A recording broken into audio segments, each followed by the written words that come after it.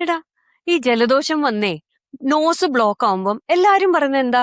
ആവി പിടിക്ക്. തൊണ്ടവേദന വന്നാലോ? ആവി പിടിക്ക്. ഇതേ സമയം ചെവി വേദന വന്നാലും പറയും ആവി പിടിക്കുന്നത് നല്ലതാന്ന്. അപ്പൊ എന്താ അല്ലേ എല്ലാത്തിനും കൂടെ ഒരൊറ്റ സൊല്യൂഷൻ ആണോ ഈ ആവി പിടിക്കല്? അതെ, ഈയിടെ എല്ലാവർക്കും പനിയാണ്. ഇപ്പൊ പനിന്റെ ടൈം ആണല്ലോ. ഫോൺ ചെയ്താലും അല്ലെങ്കിലും ഒക്കെ എല്ലാവർക്കും ഒരേ ഒരു ഉപദേശം: ആവി പിടിക്കൂ അല്ലെങ്കിൽ ഗാർഗിൾ ചെയ്യൂന്ന്. ഇതൊക്കെ ഒരു എഫക്റ്റീവ് മെത്തേഡ് ആണോ? അപ്പൊ നമുക്കിത് ആരോട് നമ്മൾ ചോദിക്കും? നമുക്ക് നമ്മുടെ doctor Sona ENT specialist of പാലക്കാടിന്റെ അടുത്ത് തന്നെ ചോദിച്ചാലോ? Hello doctor Sona, we are so happy hello. ഇന്ന് സമയമൊക്കെ എടുത്ത് ഞങ്ങളുടെ കൂടെ സംസാരിക്കാൻ നെക്കോസ് ഓഫ് ഹെയറിൽ വന്നത്. ഞങ്ങളുടെ ഡൗട്ട് കേട്ടില്ലേ? ഭയങ്കര കൺഫ്യൂഷൻ. ഈ സ്റ്റീം ഇൻഹേൽ ചെയ്യൂ, ആവി പിടിക്കൂ, ഗാർഗിൾ ചെയ്യൂ എന്നൊക്കെ പറയില്ലേ, ഇത് വളരെ എഫക്റ്റീവ് മെത്തേഡ് ആണോ? ആക്ച്വലി എഫക്റ്റീവ് ആണോ എന്ന് ചോദിച്ചാൽ നമ്മളെ സിംറ്റംസ് തൽക്കാലത്തേക്ക് ഒന്ന് റിലീവ് ചെയ്യാൻ എഫക്റ്റീവ് ആണ്. പക്ഷെ അസുഖം മാറ്റാൻ അത് എഫക്റ്റീവ് അല്ല. ഇപ്പം ഫോർ എക്സാമ്പിൾ ഇപ്പൊ നമ്മൾ എവിടെയെങ്കിലും ഒന്ന് കയ്യോ കാലോ തട്ടി വേദന വന്നു, അപ്പൊ നമ്മൾ ഉഴിഞ്ഞു കൊടുക്കുന്നില്ലേ? ഉഴിഞ്ഞു കൊടുക്കുമ്പോ എന്താ, ആ ഇഞ്ചുറി മാറുന്നില്ലല്ലോ. തൽക്കാലത്തേക്ക് ആ പെയിന് ഒരു താൽക്കാലികമായിട്ടൊരു റിലീഫ് കിട്ടും. ഇത് തന്നെയാണ് സ്റ്റീം ഇൻഹലേഷൻ ഉണ്ടാക്കുന്നത്. അപ്പൊ ആ സ്റ്റീം മൂക്കിന്റെ ഉള്ളിലേക്ക് പോകുമ്പോൾ മൂക്ക് കുറച്ചും കൂടെ മോയിസ്റ്റ് ആവും. അപ്പൊ ആ ഒരു അടപ്പ്, ആ ഇറിറ്റേഷൻ ഒന്ന് കുറഞ്ഞ പോലെ നമുക്ക് ഫീൽ ചെയ്യും. അസുഖം മാറുന്നില്ല, പക്ഷെ സിംറ്റത്തിന് നമുക്ക് ചെറിയൊരു റിലീഫ് കിട്ടും. അപ്പൊ അസുഖം മാറുന്നവരെ സിംറ്റം റിലീഫ് എങ്ങനെ മെയിൻറ്റെയിൻ ചെയ്ത് പോവാനാണ് പണ്ടുള്ള ആൾക്കാർ ഈ സ്റ്റീം ഇൻഹലേഷൻ എടുത്തിരുന്നത്. പണ്ട് ഈ ആന്റിബയോട്ടിക് അല്ലെങ്കിൽ ബാക്കിയുള്ള ഡ്രഗ്സ് ഒന്നും ഇല്ലല്ലോ. ബോഡിയുടെ ഇമ്മ്യൂണിറ്റി തന്നെ നമ്മളെ അസുഖം മാറ്റണം.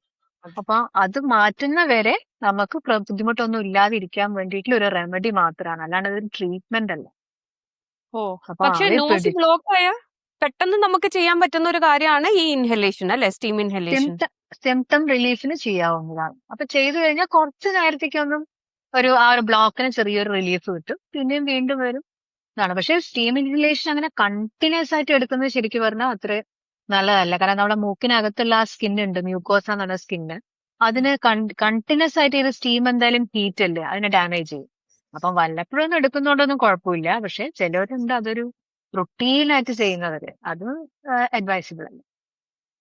എസ്പെഷ്യലി കോവിഡ് ഒക്കെ വന്ന സമയത്ത് ഇത് ഭയങ്കര ഒരു പോപ്പുലർ മെത്തേഡായി മാറിയിരുന്നു. ദിവസം രാവിലെ 2 പ്രാവശ്യവും ഉച്ചയ്ക്കും എല്ലാ നേരവും സ്റ്റീം ചെയ്യൂന്നൊക്കെ പറഞ്ഞിട്ടുണ്ടായിരുന്നു. ആക്ച്വലി അങ്ങനെ അതെ ചെയ്യുന്നത് അതെ, കോവിഡ് വൈറസ്, യെസ് എക്സാക്ട്ലി.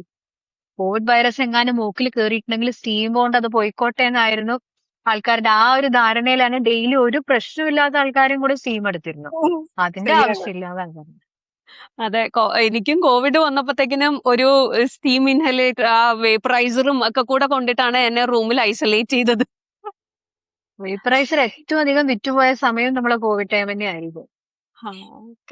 ഇപ്പൊ ഡോക്ടർ സോന് സംസാരിക്കുന്ന രീതി കണ്ടിട്ടെ വളരെ ആ, സിമ്പിൾ ആയിട്ട്, വളരെ എഡ്യൂക്കേറ്റഡ് ആയിട്ട് ഒരു നല്ല കാര്യം ഞങ്ങൾക്ക് പറഞ്ഞു തന്നു. അപ്പം ഡോക്ടറോട് കുറച്ചും കൂടി ചോദിക്കട്ടെ, ഡോക്ടർ ആവാനുള്ള ഈ ആഗ്രഹം ചെറുപ്പം തൊട്ട് ഉണ്ടായിരുന്നതാണോ, അതോ എവിടുന്നെങ്കിലും ഒരു ഇൻസ്പിറേഷൻ ഏതോ ഒരു ഏജിൽ പെട്ടെന്ന് വന്നതാണോ? എങ്ങനെ വന്നു ഈ ഒരു പ്രൊഫഷനിലേക്ക്? ആ, അതിപ്പോ ആഗ്രഹമാണോ അടിച്ചേൽപ്പിച്ചതാണോ എന്ന് ചോദിച്ചാൽ അതൊരു കൺഫ്യൂഷൻ ആണ്. കാരണം അത് ആ, എന്റെ അങ്കിൾസ്, എന്റെ ഫാദർ, അവരെല്ലാരും ഡോക്ടേഴ്സ് ആണ്. അപ്പൊ ഞാൻ ഇത് കണ്ടിട്ടാണ് വളരുന്നത്. അപ്പം ഞാൻ ഇത് വലുതായാൽ ഇത് തന്നെ ആവണം എന്ന് തന്നെ അടിച്ചേൽപ്പിച്ചതാണെന്ന് എനിക്ക് പറയാൻ പറ്റില്ല. പക്ഷെ അതാണ് ചെറുപ്പം മുതലേ ഉള്ള ആ ഒരു മൈൻഡ് സെറ്റ്. അപ്പം അതിനു വേണ്ടി വാട്ട് ടു ഡു എന്നുള്ളതായിരുന്നു അത്. പിന്നെ അവരെ പ്രൊഫഷൻ എനിക്കൊരു എന്താ പറയാ, വളരെ വെൽക്കമിങ് ആയിട്ടുള്ള ഒരു തിങ് ആയിട്ടാണ് തോന്നിയത്. അതുകൊണ്ട് ഡോക്ടർ ആയതുകൊണ്ട് എനിക്ക് ലൈഫിൽ ഇന്ന ബുദ്ധിമുട്ടുകൾ വന്നു, അച്ഛന് അല്ലെങ്കിൽ എന്റെ അങ്കിൾസിന് അത് ഫേസ് ചെയ്യേണ്ടി വന്നിട്ടുണ്ട്. അതുകൊണ്ട് എനിക്ക് വേണ്ട എന്നുള്ളത് ഒരിക്കലും തോന്നിയിട്ടില്ല. അപ്പം അവർക്ക് ആ പ്രൊഫഷനിൽ കിട്ടുന്ന സാറ്റിസ്ഫാക്ഷനും അവർക്ക് ഓരോ സ്ഥലത്ത് പോകുമ്പോൾ കിട്ടുന്ന റെക്കഗ്നിഷനും അതെല്ലാം ശരിക്കും ആക്ച്വലി ഞാൻ എന്റെ മനസ്സിൽ മേ ബി അതുകൊണ്ടും കൂടി ആയിരിക്കാം എനിക്ക് അങ്ങനെ ഒരു പ്രൊഫഷനിലേക്ക് എന്നെ പോകണം എന്നുള്ളത് തോന്നിയിട്ടില്ല. പല കുട്ടികളും ഉണ്ടല്ലോ, പാരന്റ്സിന്റെ പ്രൊഫഷൻ കണ്ടിട്ട് അവരുടെ ബുദ്ധിമുട്ട് കണ്ടിട്ട് അല്ല എന്ന് തോന്നിയിട്ട് അത് എടുക്കരുത് എന്ന് പറയുന്ന, അങ്ങനെ എനിക്ക് ഒരിക്കലും തോന്നിയിട്ടില്ല.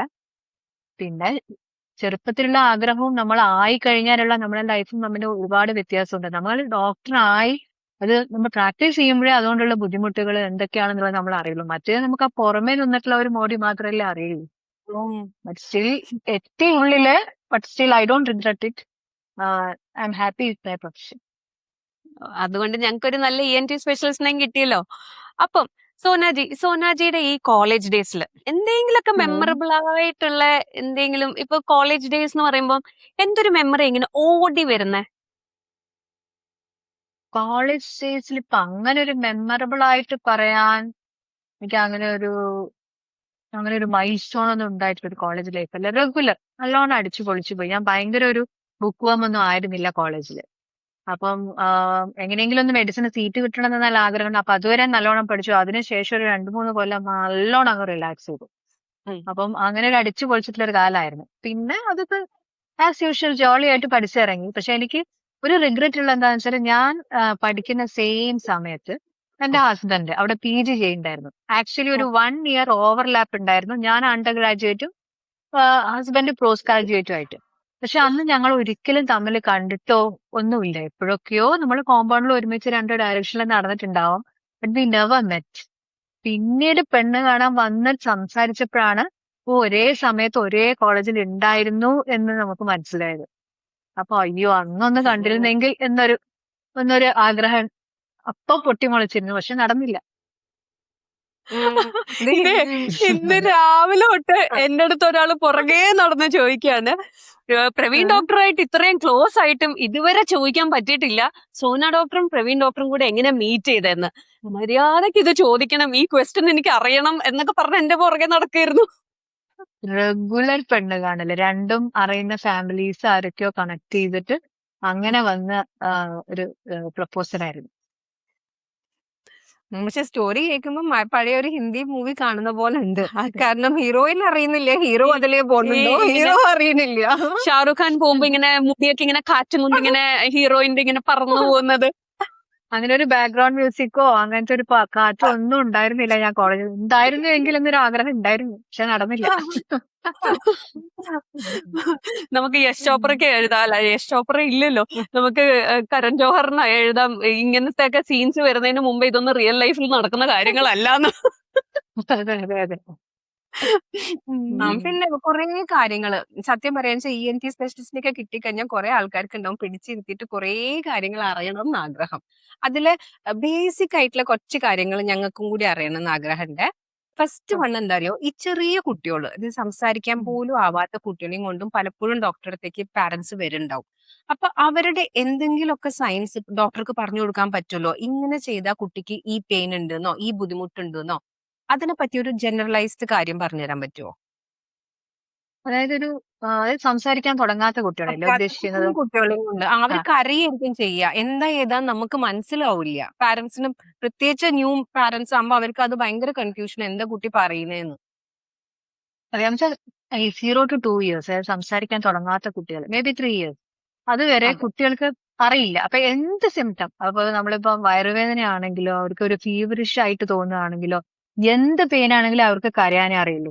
പിന്നെ അതെ. അവർക്ക് ഏതെങ്കിലും ഒരു പ്രത്യേക പോയിന്റിലേക്ക് ഒരു സ്ഥലത്തേക്ക് പോയിന്റ് ചെയ്തിട്ട് കരയാനും കൂടി അവർക്ക് പറ്റില്ല. പക്ഷെ ജനറലി ഞങ്ങൾക്ക് എന്താ വെച്ചാൽ ഇൻസെസന്റ് ക്രൈ, അങ്ങനെ കണ്ടിന്യൂസ് ആയിട്ട് കരയുമ്പോൾ ചില കുട്ടികൾക്ക് ഒരു സ്വഭാവമുണ്ട് ഈ ചെവി ഇങ്ങനെ പിടിച്ചോണ്ട് ഇങ്ങനെ കരയാന്നുള്ളത്. അപ്പം പല പാരന്റ്സും അത് ചെവിവേനയാന്ന് തെറ്റിദ്ധരിച്ചിട്ട് ഫസ്റ്റ് ENT സ്പെഷ്യലിസ്റ്റിനകത്ത് കൊണ്ടുവരും. അപ്പം അതാണ്. പക്ഷെ ആക്ച്വലി കുട്ടികൾ ചെവിവേനയായിട്ടായിരിക്കില്ല കരയുക. ഇതൊരു പല കുട്ടികളിലും കാണുന്ന ഒരു ശീലാണ് ഈ ചെവിയിൽ ഇങ്ങനെ തട്ടി തട്ടി കരയാന്നുള്ളത്. അപ്പം ചെറിയ കുട്ടി 0 to 3 years what ever symptom എന്ത് കണ്ടാലും ഫസ്റ്റ് കാണേണ്ടത് പീഡിയാട്രീഷ്യനാണ്. അപ്പൊ ദേ ആർ ട്രെയിൻഡ്. അപ്പൊ അവര് എങ്ങനെയാണ് കുട്ടിയുടെ അവർ എക്സാമിൻ ചെയ്യുമ്പോൾ അല്ലാതെ കുട്ടിയുടെ സ്വഭാവം അനുസരിച്ചിട്ട് അവർക്ക് ഒബ്സർവ് ചെയ്ത് കഴിഞ്ഞാൽ അവർക്ക് മനസ്സിലാവും. പിന്നെ അവര് പറയാണ് everything else is fine, they think that there is something to do with the year എന്ന് പറയുകയാണെങ്കിലാണ് നിങ്ങൾ ENT സർജനെ കാണേണ്ടത്. അപ്പൊ എപ്പോഴും 0 to 3 years first consultation should be with paediatrician. Okay.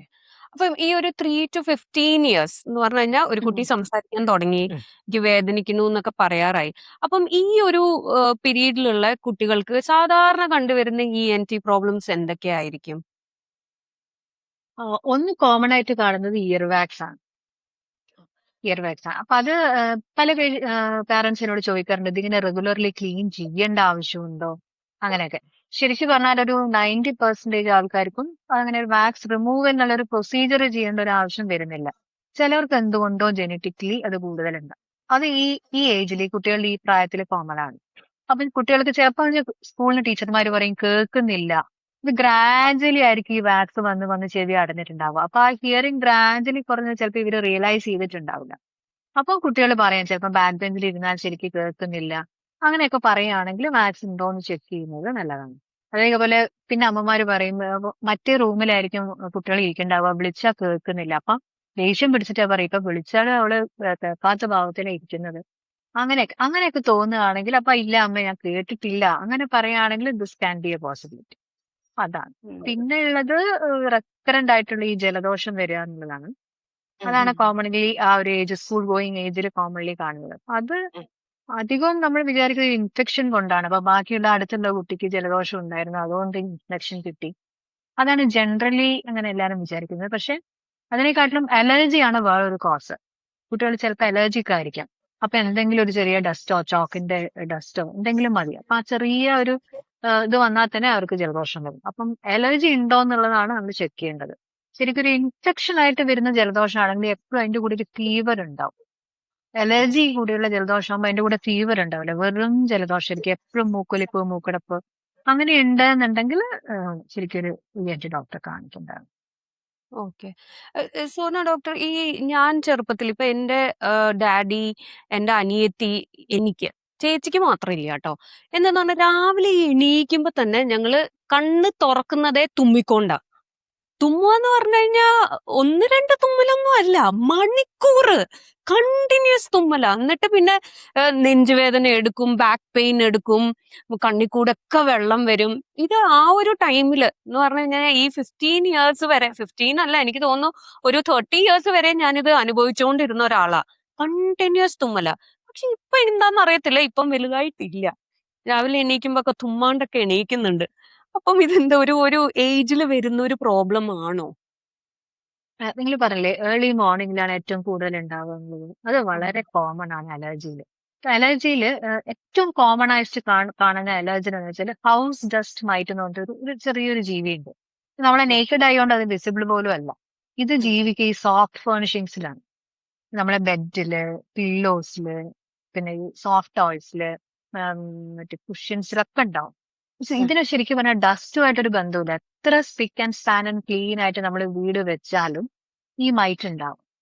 അപ്പൊ അങ്ങനെ ഉണ്ടാവുമ്പോഴാണ് അപ്പൊ വെച്ചാൽ ഈ മൈറ്റിന്റെ ആക്ടിവിറ്റി അധികം നൈറ്റ് ടൈമിലാണ്. അത് ഏർലി മോർണിംഗ് ഒരു 2 to 4 ആ ഒരു മോർണിംഗ് ടൈമിലാണ്. അപ്പൊ അതാണ് ആ സമയത്ത് നമ്മളെ ബെഡിൽ നിന്നും പില്ലോന്നും ഒക്കെ ഇത് പുറത്ത് വന്നിട്ട് നമ്മളെ ബെഡിലേക്ക് പുറമേക്ക് ക്രോൾ ചെയ്ത് വരും. അപ്പൊ അതുമായിട്ട് നമുക്ക് കോണ്ടാക്ട് ഉണ്ടാവുമ്പോഴാണ് ഈ അലർജിക് സിംറ്റംസ് വരുന്നത്.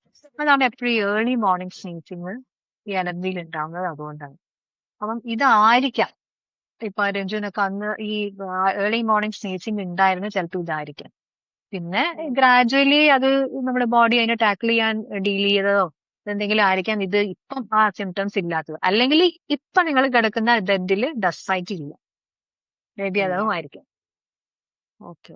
അപ്പൊ അങ്ങനത്തെ ഇഷ്യൂ ആയിട്ട് വരുന്ന പേഷ്യൻസിനോട് മാം എന്താ റെമഡി എന്താ ഡോക്ടർ കൊടുക്കുക? എന്താ ഇപ്പൊ ചെയ്യാൻ പറ്റുക? ഫുൾ മാറ്റുമോ ഈ പില്ലോവും ഇതൊക്കെ അങ്ങനെയല്ല മാറ്റാൻ? അങ്ങനെയല്ല നമ്മൾ എത്ര ഇപ്പൊ നമ്മൾ ഈ ശരിക്കും ഒരു സൺലൈറ്റ് കിട്ടിക്കഴിഞ്ഞു കഴിഞ്ഞാൽ നല്ല ചൂട് കിട്ടിക്കഴിഞ്ഞാൽ ഈ മൈറ്റിനെ ത്രൈവ് ചെയ്യാൻ പറ്റില്ല. അപ്പം ഇതുള്ള ആൾക്കാരില് വീക്ക്ലി മന്ത്ലി വൺസ് എങ്കിലും ഒരു വൺസ് ഇൻ എ മന്ത് എങ്കിലും ഈ ബെഡ് ഒന്ന് വെയിൽ കൊള്ളിക്കുക എന്നുള്ളതാണ്. പണ്ട് നമ്മള് വീടുകളിലൊക്കെ കാണാറുണ്ട് ഈ ശരി. പഞ്ഞിക്കിടക്കൊക്കെ ആവുമ്പോൾ വെയിലത്തിടുന്ന കാണിക്കണം. ഇപ്പൊന്ന് വെച്ചാൽ ഭയങ്കര ഹെവി മാട്രസസ് ആണ്, അത് ഫോൾഡ് ചെയ്യാൻ പറ്റില്ല. ഇപ്പൊ ഇത് ആരും ചെയ്യുന്നില്ല. അപ്പൊ പണ്ടത്തെ ആൾക്കാർ ചെയ്തിരുന്നതിന്റെ റീസൺ ഇതായിരുന്നു. അപ്പൊ അതൊന്ന് വെയിൽ കൊള്ളിച്ചു കഴിഞ്ഞാൽ ഇത് ഉണ്ടാവില്ല, ഇത് ത്രൈവ് ചെയ്യാൻ പറ്റില്ല. പിന്നെ അത് ഗ്രാജുവലി അതിൽ നിന്ന് ഗ്രോ ചെയ്ത് വരുമ്പോഴത്തേക്ക് നമ്മൾ നെക്സ്റ്റ് സൈക്കിൾ വീണ്ടും ഇടുന്നു. ഇതാണ് ഒരു കാര്യം. പിന്നെ ഒന്നുള്ളത് നമ്മളെ ഈ ബെഡ്ഷീറ്റിന്റെ ഉള്ളിൽ കൂടെയൊക്കെ ഇത് പുറത്തേക്ക് വരും. അപ്പം ഇത് ഉള്ളവരില്ല വളരെ സിവിയർലി അലർജിക് ആയിട്ടുള്ളവരോട് പറയുന്നത് വെച്ചാൽ പ്ലാസ്റ്റിക് ഷീറ്റ്, തിന്നായിട്ടുള്ള പ്ലാസ്റ്റിക് ഷീറ്റ് ഇടുക ബെഡിന്റെ മേലെ. അതിന്റെ മേലെ ബെഡ്ഷീറ്റ് തിരിച്ചാൽ ഇതിന്റെ ഉള്ളിൽ കൂടെ ഇതിന് വരാൻ പറ്റില്ല. അപ്പം ഇതാണ് പിന്നെ വേറെ ഒരു റെമഡി. പിന്നെ ഈ അലർജി പ്രൂഫ് ആയിട്ടുള്ള ബെഡ് കവേഴ്സ് കിട്ടും. ബെഡിന്റെ മേലെ ഈ കവർ ഇപ്പൊ ഓൺലൈനൊക്കെ കിട്ടാനുണ്ട്. ആ പ്രൂഫ് അപ്പൊ അത് ശരിക്കും പറഞ്ഞാൽ ഒരു പ്ലാസ്റ്റിക് ഷീറ്റിന്റെ അത്ര ഒരു കിടക്കുമ്പോഴുള്ള ഒരു സുഖക്കുറവ് ഉണ്ടാവില്ല. എന്നാവട്ടെ ഈ ജീവിക്ക് അതിന്റെ ഉള്ളിൽ കൂടെ വരാനും പറ്റില്ല. അപ്പം അത് ഇട്ടിട്ട് അതിന്റെ മേലെ ബെഡ്ഷീറ്റ് വിരിക്കുക എന്നുള്ളതാണ് പിന്നെ വേറൊരു ഓപ്ഷൻ. ഓ, അത് കൊള്ളാട്ടോ. ഇതൊന്നും പണ്ടറിഞ്ഞില്ല. കഷ്ടപ്പെടുന്ന കാലത്ത് ഇതൊന്നും അറിഞ്ഞില്ല. വളരെ ഇൻഫോർമേറ്റീവ് ആയ കാര്യമാണ്. അതെ. അപ്പം ഡോക്ടർ സോന, അപ്പം നമ്മൾ ഈ 15 ഇയേഴ്സ് വരെ പറഞ്ഞു. ഇനി 15 to 40 ഇയേഴ്സ് അവിടെയാണ് നമ്മൾക്കൊരു ഏജിങ്ങും നമ്മളുടെ പല പല ഓർഗൻസും കുറച്ച് കുറച്ച് കുറച്ച് വീക്കായി ഒക്കെ വരുന്നത്. അപ്പമുള്ള എന്തൊക്കെ ENT പ്രോബ്ലംസ് ആണ് കൂടുതലും കണ്ടുവരുന്നത്? നിങ്ങൾ പറഞ്ഞ പോലെ തന്നെ ഒരു 15 to 40 ഇയേഴ്സ് ഇൻഫെക്ഷൻസ് കൊണ്ടുള്ള പ്രശ്നങ്ങളാണ് വരുന്നത്. ആഫ്റ്റർ 40 അത് കുറയും. പിന്നെ ഈ ഡീജനറേഷൻ കൊണ്ട് അങ്ങനെ ഒരു ഏജിങ് കൊണ്ടല്ല വരുന്നത്. ഇതില് ആഫ്റ്റർ 40 അങ്ങനെ ഒരു പ്രിവലന്റ് ആയിട്ട് ഒരു ENT ഡിസീസ് എന്ന് പറയാനുള്ളത് സത്യം പറഞ്ഞാൽ ഇല്ല. പിന്നെ ഉള്ളത് നമ്മൾ ചെവി 2 കാര്യങ്ങൾ നമ്മൾ ചെയ്തിരുന്നു. ഒന്ന് നമ്മളെ കേൾവിയുണ്ട്, പിന്നെ ഒന്ന് നമ്മൾ ബാലൻസ് ഉണ്ട്. ഇത് രണ്ടും ചെറിയ തോതിൽ ഡിറ്റീറിയേറ്റ് ചെയ്യുന്നതായിട്ട് ചിലവരിൽ കാണാറുണ്ട്. അങ്ങനെയുള്ള ചില അസുഖങ്ങളുണ്ട്. അപ്പം ഹിയറിംഗ് പാർട്ടാണ് ഈ ചെവിയുടെ ഈ ഹിയറിംഗ് പാർട്ടിനെയാണ് അത് എഫക്ട് ചെയ്യുന്നതെങ്കിൽ കേൾവി കുറവായിട്ടായിട്ടുണ്ടാവുക. അല്ലെങ്കിൽ ബാലൻസിങ് പാർട്ടിനായിട്ടാണെങ്കിൽ ഒരു ബാലൻസ് കുറവ് പോലെ തലകറക്കം അങ്ങനെയൊക്കെയാണ് ഉണ്ടാവുന്നത്. അപ്പൊ അതിന് നമ്മൾ മെഡിക്കൽ ടേമിൽ വെർട്ടിഗോ എന്നാ പറയുന്നത്. തലകറക്കത്തിന് പറയുന്ന മെഡിക്കൽ ടേമാണ് വെർട്ടിഗോ. അപ്പം ഇത് ആണ് പിന്നെ ഈ ഒരു ഏജിൽ കോമൺ ആയിട്ട് കാണുന്ന ഒരു അസുഖം എന്ന് വേണമെങ്കിൽ പറയാം. വേർട്ടിക്കും കുറെ ആൾക്കാർ ഡോക്ടർ ഞാൻ പറഞ്ഞു കേട്ടിട്ടുണ്ട്. എന്റെ കസിൻ സിസ്റ്ററും ആണ്ടിനും ഒക്കെ ഈ ഇഷ്യൂ ഉണ്ട്. ഇതിപ്പം എന്റെ ഫാമിലിയിൽ ഒരുപാട് ആൾക്കാർക്ക് ഈ ഇഷ്യൂ ഉള്ളത് കൊണ്ട് എനിക്ക് വല്ല ആ ഏജ് ആകുമ്പോഴേക്കും വല്ല പ്രിവെന്റീവ് മെത്തേഡ്സ് എടുക്കാനോ എന്തെങ്കിലും ഒന്ന് കെയർഫുൾ ആവാനോ ഉണ്ടോ? ഈ ജനറ്റിക്കലി നിങ്ങൾക്ക് വരേണ്ടതാണെങ്കിൽ അത് വരെ തന്നെ ചെയ്യും. പിന്നെ നമ്മൾ ഒന്നും ചെയ്തത് കൊണ്ട് നമുക്ക് ഹിയറിംഗ് ലോസ് നമുക്ക് പ്രിവെന്റ് ചെയ്യാൻ പറ്റും. പക്ഷേ ബാലൻസിങ് പാർട്ടിലുള്ള ലോസ് പ്രിവെന്റ് ചെയ്യാൻ നമുക്ക് ചെയ്യേണ്ടത് ബി ആക്റ്റീവ് ആയിട്ട് ഇരിക്കുക എന്നുള്ളതാണ്. ഹിയറിംഗ് ലോസ് പ്രിവെന്റ് ചെയ്യാൻ വേണ്ടി ചെയ്യേണ്ടത് ലൗഡ് നോയ്സസ് ഒഴിവാക്കുക എന്നുള്ളതാണ്. ഇപ്പൊ കുട്ടികളൊക്കെ ഇപ്പം ഹെഡ്ഫോൺ ഒക്കെ വെച്ച് ലോങ് അവേഴ്സ് ഹൈ വോളിയത്തിലൊക്കെ കേൾക്കുന്ന ഒരു പ്രകൃതമുണ്ട്. പിന്നെ പലർക്കും ഒരു വർക്കിന്റെ ഭാഗമായിട്ട് ലോങ് അവേഴ്സ് ഹെഡ്ഫോൺ ഒക്കെ യൂസ് ചെയ്യേണ്ടി വരും. അപ്പൊ അതൊക്കെ വോളിയം കുറച്ച് വെക്കുക, ഇൻ ബിറ്റ്വീൻ ബ്രേക്സ് എടുക്കുക എന്നുള്ളതാണ് ഒന്ന്. അത് ഫോർ ഹിയറിംഗ്. പിന്നെ ബാലൻസിങ് പാർട്ടിന് ബി ആക്റ്റീവ്. നമ്മൾ അനങ്ങാണ്ടിരിക്കും തോറും നമ്മുടെ ബാലൻസിങ് ഫംഗ്ഷൻ നമ്മൾ യൂസ് ചെയ്യുന്നില്ല. നമ്മൾ മൂവ് ചെയ്യുമ്പോഴാണ് നമ്മൾ ഇത് യൂസ് ചെയ്യുന്നത്. അപ്പം സ്റ്റേ ആക്റ്റീവ് എന്നുള്ളതാണ് അതിന് ഏറ്റവും വേണ്ടത്. അത് പ്രിവെൻഷൻ എന്ന് പറയുകയാണെങ്കിൽ അതാണ് വേണ്ടത്. ഓക്കെ. പക്ഷെ വേർട്ടിഗോ വന്നു കഴിഞ്ഞാൽ ഡോക്ടർ അവരോട് പറയേണ്ടത് റെസ്റ്റ് എടുക്കാനാണോ? അതാണോ അങ്ങനെ ഇപ്പം ചേച്ചിയൊക്കെ പറഞ്ഞ് ഞാൻ കേട്ടിട്ടുള്ളത് കംപ്ലീറ്റ്ലി റെസ്റ്റ് എടുക്കുക. ബിക്കോസ് എണീക്കുമ്പോഴേക്കും അവർക്ക് ഈ പറഞ്ഞ പോലെ തല കറങ്ങും, വൊമിറ്റ് ചെയ്യാനുള്ള സെൻസേഷൻ ഭയങ്കര ബുദ്ധിമുട്ടാണ്. ഫുഡും കഴിക്കില്ല, വൊമിറ്റ് ചെയ്യാൻ വരുന്നു എന്ന് പറഞ്ഞു. അപ്പൊ അവരത് പേടിച്ചിട്ട് ഇപ്പൊ ജനറലി ഞാൻ കണ്ടിരിക്കുന്ന അവരുടെ ജനറൽ മൂവ്മെന്റ് കുറയ്ക്കുക ചെയ്തിരിക്കുന്നത് വേർട്ടിഗോ വന്നതിന് ശേഷം. അത് ശരിക്കും പറഞ്ഞാൽ അതൊരു തെറ്റായ രീതിയാണ്. വെർട്ടിഗോ ഉള്ള സമയത്ത് സിവിയർ ആയിട്ടൊരു സ്പിന്നിങ് ഉള്ള സമയത്ത് ഒരാൾ വിചാരിച്ചാൽ എണീക്കാൻ പറ്റില്ല. ബട്ട് അത് മാക്സിമം ഒരു ഡേ ഒക്കെ ആയിരിക്കാം. പക്ഷെ അത് കഴിഞ്ഞിട്ട് ആ വെർട്ടിഗോ ടൈഡ് മരുന്ന് കൊണ്ടോ അല്ലെങ്കിൽ വാട്ടെവർ അതുകൊണ്ട് വെർട്ടിഗോ മാറിക്കഴിഞ്ഞാൽ പിന്നെ ഇത് വരുമോന്ന് പേടിച്ചിട്ട് അനങ്ങാണ്ട് നടക്കുന്നതാണ് ഏറ്റവും വലിയ മണ്ടത്തരം. എന്നുവെച്ചാൽ അങ്ങനെ നമ്മൾ അനങ്ങാണ്ട് നടന്നു കഴിഞ്ഞാൽ നമ്മൾ ആ ബാലൻസിങ് പാർട്ടിന്റെ ആ ഒരു ഫംഗ്ഷൻ ഗ്രാജുവലി ഡിറ്റോറേറ്റ് ചെയ്യും. അപ്പൊ അത് കഴിഞ്ഞിട്ട് പിന്നെ ഒരു എപ്പിസോഡ് വരുമ്പോൾ നമുക്ക് തീരെയും ബാലൻസ് ഇല്ലാത്ത പോലെ തോന്നുകയാണ് ചെയ്യുക. അപ്പം ആ അസുഖം ഉള്ള സമയത്ത്, അതായത് ഫ്രാങ്ക് സ്പിന്നിങ് ഉള്ള സമയത്ത് നമ്മൾ റെസ്റ്റ് എടുക്കുക. പക്ഷെ ഫ്രാങ്ക് സ്പിന്നിങ് മാറിക്കഴിഞ്ഞു കഴിഞ്ഞാൽ as early as possible active ആവുകയാണ് വേണ്ടത്. പിന്നെ വെർട്ടിഗോ അങ്ങനെ ജനറലൈസ്ഡ് ആയിട്ട് പറയാൻ പറ്റില്ല. വെർട്ടിഗോ എന്ന് പറഞ്ഞാൽ ഒരു സിംറ്റം മാത്രമാണ്. കുറെ ഡിസീസസിന്റെ ഒരു സിംറ്റം ആയിട്ട് വെർട്ടിഗോ വരാം. ജസ്റ്റ് ലൈക്ക് ഇപ്പൊ നമ്മൾ ഫീവർ എന്നൊക്കെ പറയുന്ന പോലെയാണ്. ഫീവർ എന്ന് പറഞ്ഞിട്ടൊരു ഡിസീസ് ഇല്ല. ഫീവർ ഒരു സിംറ്റം ആണ്. അപ്പൊ അത് കുറെ ഡിസീസ്, ഇപ്പം കോവിഡ് ആവാം, മലേറിയ ആവാം, അല്ലെങ്കിൽ ഒരു ചെസ്റ്റ് ഇൻഫെക്ഷൻ ആവാം, എന്ത് വന്നാലും അതിന്റെ സിംറ്റം ആയിട്ട് ഫീവർ വരുന്നത്. അപ്പൊ അതിന്റെ കോസ് അനുസരിച്ചിട്ടാണ് അതിന്റെ ട്രീറ്റ്മെന്റ്. മലേറിയ ആണെങ്കിൽ വേറെ ട്രീറ്റ്മെന്റ് ആണ്, കോവിഡ് ആണെങ്കിൽ വേറെയാണ്. അപ്പൊ അതുപോലെ തന്നെ വെർട്ടിഗോ കുറെ അസുഖങ്ങളുടെ ഒരു സിംറ്റം ആണ്. അതിൽ കുറെ ഇപ്പൊ ഇയർ റിലേറ്റഡ് അസുഖങ്ങളുണ്ട് വെർട്ടിഗോ ഉണ്ടാക്കുന്നത്. അല്ലെങ്കിൽ വേറെ കുറെ ഇപ്പൊ ബ്രെയിൻ റിലേറ്റഡ് ആയിട്ടുള്ള ചില കാര്യങ്ങളുണ്ട്. BP ഫോള് വന്ന തലകറക്കം വരാം. അപ്പൊ അങ്ങനെ തലകറക്കത്തിന് അങ്ങ് ജനറലൈസ് ചെയ്യാൻ പറ്റില്ല. പക്ഷെ ആ ഫ്രാങ്ക് സ്പിന്നിങ് സെൻസേഷൻ വരുന്നത് അധികവും ഇയർ റിലേറ്റഡ് ആയിട്ടുള്ള പ്രോബ്ലംസ്. ഓക്കെ. ഇത് എന്റെ മദർ ഇൻ ലോയ്ക്കും വരാറുണ്ട്. അപ്പം ശരിക്കും പറഞ്ഞാൽ 3 ദിവസത്തേക്കിന് കംപ്ലീറ്റ് റെസ്റ്റ്. എന്തെന്ന് പറഞ്ഞാൽ പുള്ളിക്കാരിക്ക് എണീക്കാൻ പേടി, തലചുറ്റി താഴെ വീഴുമോന്ന്, ഇതുപോലെ ഫുഡ് കഴിക്കില്ല, ലൈറ്റ് എല്ലാം എന്ന് പറഞ്ഞാൽ വലിയ ബ്രൈറ്റ് ലൈറ്റ് ഒന്നും പറ്റില്ല, നല്ല തലവേദന. അപ്പം ഡോക്ടർ പറയുന്നത് പോലെ ഇത് വേറെ എന്തിന്റെയെങ്കിലും കൂടെ സിംറ്റംസ് ആണോ ഇങ്ങനെ വരുന്നത്? ആയിരിക്കാം. ഇതിപ്പോ ഈ 3 days നിൽക്കുന്നു, അല്ലെങ്കിൽ വെളിച്ചടിക്കുമ്പോഴുള്ള ബുദ്ധിമുട്ട്, ശബ്ദം കേൾക്കാനുള്ള ബുദ്ധിമുട്ട്, ഇതൊക്കെ ഈ വെസ്റ്റിബുലാർ മൈഗ്രെയിൻ എന്ന് പറയുന്ന ഒരു ഡിസീസ് ഉണ്ട്. അപ്പൊ റെഗുലർ മൈഗ്രെയിനെ പറ്റി എല്ലാവരും അവെയർ ആണ്. റെക്കറന്റ് ആയിട്ട് ഹെഡ് ഏക്സ് വരിക, വൊമിറ്റ് ചെയ്യുക എന്നുള്ളതാണ് റെഗുലർ ആയിട്ടുള്ള മൈഗ്രെയിൻ. പക്ഷെ ഒരു വെസ്റ്റിബുലാർ മൈഗ്രെയിൻ എന്ന് പറഞ്ഞിട്ടൊരു എൻറ്റിറ്റി ഉണ്ട്. അതില് ഈ ഹെഡ് ഏക്സിന്റെ കൂടെ ഫ്രാങ്ക് സ്പിന്നിങ്, ഈ വെർട്ടിഗോ ഉണ്ടാവും. അപ്പം പറയുന്നത് കേട്ടിട്ട് ഇപ്പം ആ ആന്റിക്ക് ഇത് തന്നെയായിരിക്കും, വെസ്റ്റിബുലാർ മൈഗ്രെയിൻ ആയിരിക്കും. അതാണ് ഈ ശബ്ദം കേൾക്കാൻ ബുദ്ധിമുട്ട്. ഈ വെസ്റ്റിബുലാർ മൈഗ്രെയിൻ കൊണ്ട് ഉണ്ടാവുന്ന തലകറക്കാണ് ഈ 2 to 3 days ഒക്കെ നിൽക്കുക. വേറെയും കുറെ അസുഖങ്ങളുണ്ട്. ഇപ്പൊ BPPV അല്ലെങ്കിൽ പെറോക്സിസ്മി, അങ്ങനെ വേറെയും കുറെ ഇയർ റിലേറ്റഡ് ആയിട്ടുള്ള അസുഖങ്ങളുണ്ട്. ഇതിന്റെയൊക്കെ ഈ 3 days ഒന്നും നിൽക്കില്ല. മേ ബി ഫ്യൂ മിനിറ്റ്സ് അല്ലെങ്കിൽ ഫ്യൂ അവേഴ്സ് അങ്ങനെയൊക്കെ നിൽക്കുക. അപ്പം ഡിപ്പെൻഡിങ് ഓൺ ദ കോസ്. ഇപ്പൊ ഒരു 2 minute നിൽക്കുന്ന തലകറക്കത്തിന് 2-3 ദിവസം ഒന്നും റെസ്റ്റ് എടുക്കേണ്ട കാര്യമില്ല. സിവിയർലി സിംറ്റമാറ്റിക് ആയിരിക്കുന്ന സമയത്ത് ടേക്ക് റെസ്റ്റ്. ബെറ്റർ ആയ as early as possible active ആവുക എന്നുള്ളതാണ്. ലേഡീസിനാണോ വേർട്ടിഗോ ആക്ച്വലി കൂടുതൽ കാണുന്നത്? കാരണം എനിക്ക് അറിയുന്നത് അധികം സ്ത്രീകളാണ്. ഒരു ഡൗട്ടാണ്. ഉണ്ട്, ജനറലി കുറച്ചൊരു പ്രിവലൻസ് ലേഡീസിൽ കൂടുതലുണ്ട്. കാരണം വെച്ചാൽ വെർട്ടിഗോ മോസ്റ്റ് കോമൺ ആയിട്ടുള്ളത് ഈ വെസ്റ്റിബുലാർ മൈഗ്രെയിൻ ആണ്. ഹെഡ് ഏക്സ് പോലെ തന്നെ. ഇപ്പൊ ഹെഡ് ഏക്കിന്റെ ഏറ്റവും മോസ്റ്റ് കോമൺ എന്താന്ന് കോസ് എന്താന്ന് ചോദിച്ചു കഴിഞ്ഞാൽ അത് മൈഗ്രെയിൻ ആണ്.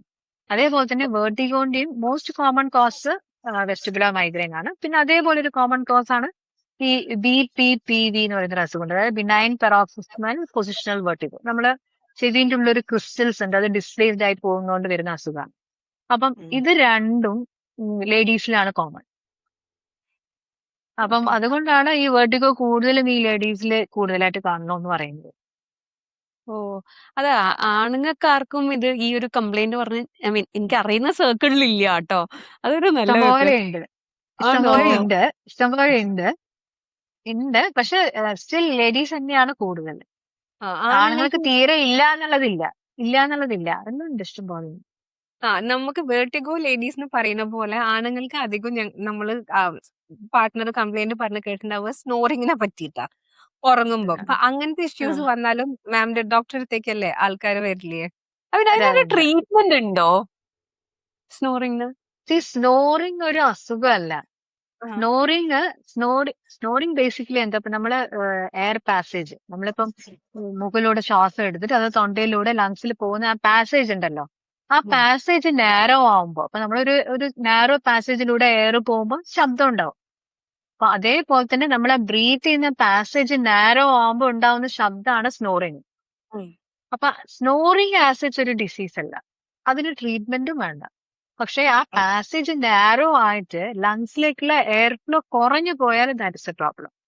അപ്പൊ അങ്ങനെ ഉറങ്ങുന്ന സമയത്ത് ഇത് എയർ ഫ്ലോ കുറഞ്ഞിട്ട് ബ്ലഡിലെ ഓക്സിജൻ ലെവൽ കുറയുക, BP കൂടുക, ഹാർട്ട് റേറ്റ് കൂടുക, അങ്ങനെയാണെന്നുണ്ടെങ്കിൽ അതിന് സ്ലീപ്പ് എപ്നിയ എന്നാ പറയാം. അതിന് ട്രീറ്റ്മെന്റ് വേണം.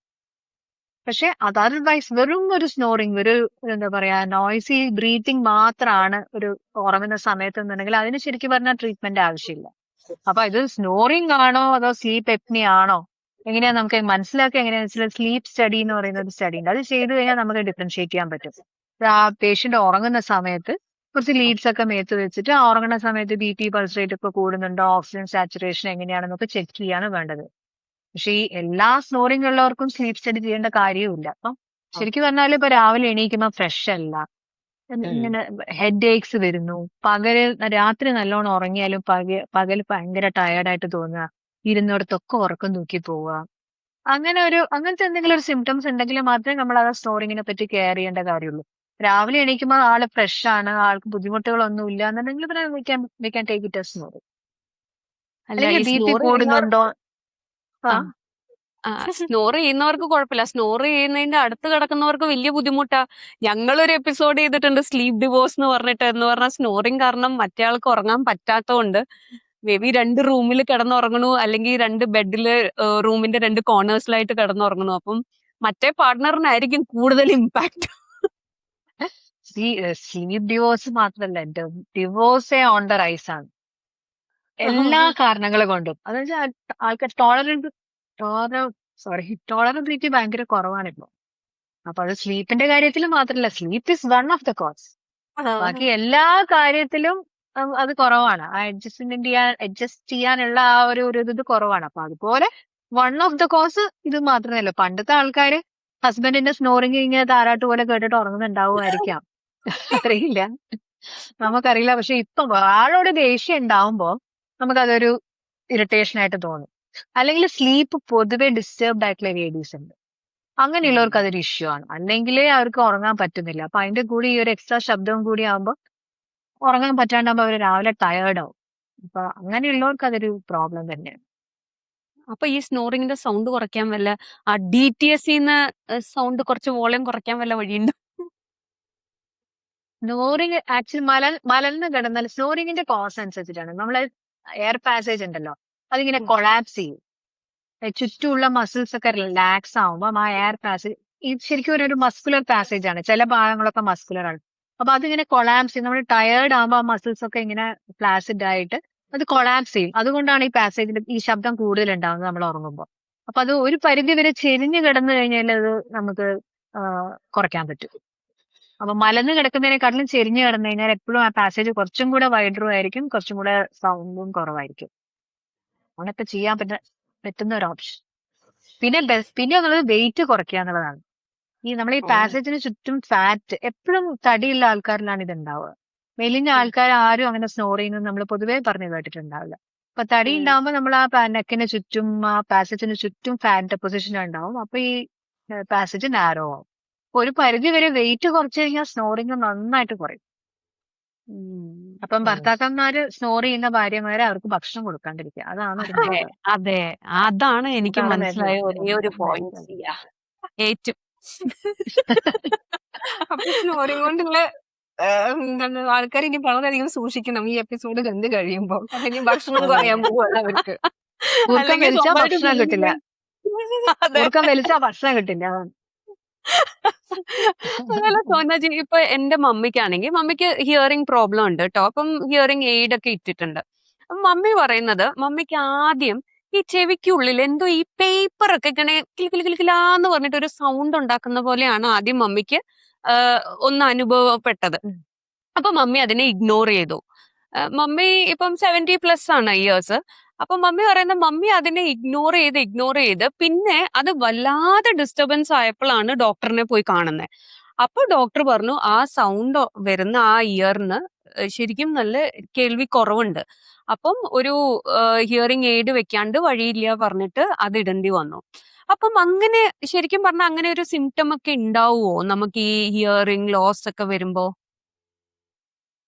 ചെവിന്ന് വരുന്ന ഈ ശബ്ദത്തിന് നമ്മൾ മെഡിക്കൽ ടേമില് ടിനിറ്റസ് എന്നാ പറയാ. ചെവിന്റെ ഉള്ളില് നമ്മൾ ഈ എന്താ പറയാ നമ്മളെ സൗണ്ട് വേവ്സ് പെർസീവ് ചെയ്യാനുള്ള ചെറിയ സെൻസേഴ്സ് ഉണ്ട്. ആ സെൻസേഴ്സിന്റെ മേലെ പോയിട്ട് ഈ സൗണ്ട് വേവ്സ് തട്ടുമ്പോഴാണ് ഈ സൗണ്ട് നമ്മൾ കേൾക്കുന്നത്. അപ്പൊ ചിലവർക്ക് ഒരു ഏജ് റിലേറ്റഡ് ആയിട്ട് ഈ സെൻസേഴ്സ് ഒക്കെ ഡാമേജ്ഡ് ആവും. ഡാമേജ്ഡ് ആയിട്ട് നമ്മൾ സൗണ്ട് വേവ്സ് ആക്ച്വലി അതിന്റെ മേലെ പോയി തട്ടിയില്ലെങ്കിൽ അതിൽ നിന്ന് ഓട്ടോമാറ്റിക്കലി ഒരു സൗണ്ട് വരുന്ന പോലെ അതാണ് ഈ കേൾക്കുന്ന ടിനിറ്റസ്. ആക്ച്വലി ഈ സൗണ്ട് വേവ്സ് അതിന്റെ മേലെ പോലെ ടച്ച് ചെയ്താൽ അത് ആക്ടിവേറ്റഡ് ആവാം. പക്ഷെ ഇത് ഈ റീജനറേഷൻ കൊണ്ട് അത് കേട് വന്നിട്ട് അത് ഓട്ടോമാറ്റിക്കലി അതിങ്ങനെ ഡിസ്ചാർജ് ചെയ്യാൻ. അപ്പോഴാണ് നമുക്ക് ഈ സൗണ്ട് കേൾക്കുന്നത്. അപ്പൊ ടിനിറ്റസ് കണ്ടു കഴിഞ്ഞു കഴിഞ്ഞാൽ എന്തായാലും ഡോക്ടറെ കാണിച്ചിട്ട് ഹിയറിംഗ് ലോസ് ഉണ്ടോ.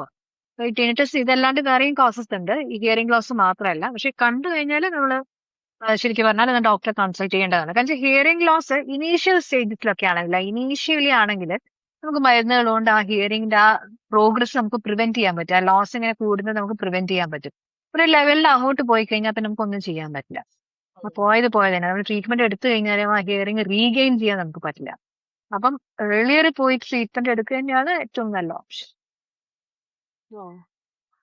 പിന്നെ നമ്മൾ വേറൊരു കാര്യം കേട്ടിട്ടുണ്ട്, ഇതേപോലെ പാട്ട് പാടുന്നവരെ ത്രോട്ട് ഈ തണുപ്പ് കഴിച്ചു കഴിഞ്ഞാൽ പാട്ട് പാടാൻ പറ്റില്ല, ബുദ്ധിമുട്ടാവും എന്നൊക്കെ പറഞ്ഞിട്ട് പാട്ടുകാരൊക്കെ ഇപ്പൊ മധുരം അതേപോലെ പുളിയുള്ള സാധനങ്ങളും അതേപോലെ തണുപ്പുള്ളതും ഒക്കെ അവോയ്ഡ് ചെയ്യുന്നുണ്ട്. ഇതിന്റെ ബാക്കിൽ ആക്ച്വലി ഒരു സയൻസ് ഉണ്ടോ? അങ്ങനെ എല്ലാരും ചെയ്യുന്നത് കൊണ്ട് ഇംപ്രൂവ്മെന്റ് ഉണ്ടാവുന്നോ അല്ലെങ്കിൽ നല്ലതാണെന്നോ? അതൊക്കെ മിത്താണോ ആക്ച്വൽ ഫാക്ട് ആണോ? അങ്ങനെയല്ല, പാട്ട് പാടുമ്പോ ശരിക്കും പറഞ്ഞാൽ ഫസ്റ്റ് വേണ്ടത് വാമപ്പ് ആണ്. വാമപ്പ്. അപ്പൊ അത് എന്തെങ്കിലും ഒരു ഹൈ പിച്ച് നോട്ട് പാടുന്നതിന് മുമ്പ് ആദ്യം കുറച്ച് ഇപ്പൊ ഡയറക്റ്റ്ലി ഇപ്പൊ നമ്മളിപ്പം ഒരു അത്ലീറ്റ് ആണെങ്കിലും എല്ലാം നമ്മളെ എക്സസൈസ് ചെയ്യുകയാണെങ്കിലും ഒരു വാമപ്പ് ചെയ്തിട്ടാ ചെയ്യാം. അതേപോലെ തന്നെ നമ്മുടെ നെക്കിലും നമ്മളെ വോയിസ് ബോക്സിന് ചുറ്റും കുറെ കുഞ്ഞു മസിൽസ് ഉണ്ട്. ഇത് പലതരത്തിലും മൂവ് ചെയ്തിട്ടാണ് നമുക്ക് വോയിസ് വരുന്നത്. അപ്പം അതിന് സ്റ്റിഫ് ആക്കുന്നത് ഒന്നും ചെയ്യരുത് എന്നുള്ളതാണ്. അപ്പൊ മേ ബി ഈ തണുത്ത ഫീഡ്സിന് എനിക്ക് ഒരു റേഷണൽ ഉണ്ടെന്ന് എനിക്ക് തോന്നുന്നില്ല. പക്ഷെ ഈ എരിവുള്ള സാധനങ്ങൾ, പുളിയുള്ള സാധനങ്ങളൊക്കെ ഒഴിവാക്കാൻ പറയുന്നത് എന്താണെന്ന് വെച്ചാൽ ഇത് കഴിച്ചു കഴിഞ്ഞാൽ ആസിഡിറ്റി ഉണ്ടാവും. ആസിഡ് സ്റ്റൊമക്കിൽ ആസിഡ് ഉണ്ട്, അതിന്റെ പ്രൊഡക്ഷൻ കൂടും. കൂടി കഴിഞ്ഞു കഴിഞ്ഞാല് ഇത് എക്സസ് ആവുമ്പം അതിങ്ങനെ 30 നമ്മളെ ത്രോട്ടിലേക്ക് വരും. മൈൽഡ് ആസിഡ് ആണ് 30 ത്രോട്ടിലേക്ക് വരുന്നത്. അപ്പൊ അത് നമ്മുടെ വോയിസ് ബോക്സിലേക്ക് എത്തിക്കഴിഞ്ഞ് കഴിഞ്ഞാൽ അത് വോയിസ് ബോക്സിനെ ഡാമേജ് ചെയ്യും. അപ്പൊ അതുകൊണ്ടാണ് ഈ സിംഗേഴ്സ് അധികം സ്പൈസി ആയിട്ടുള്ളത് അല്ലെങ്കിൽ അസിഡിക് ആയിട്ടുള്ള പുളിയുള്ള സാധനങ്ങൾ കഴിക്കരുതെന്ന് പറയുന്നത്.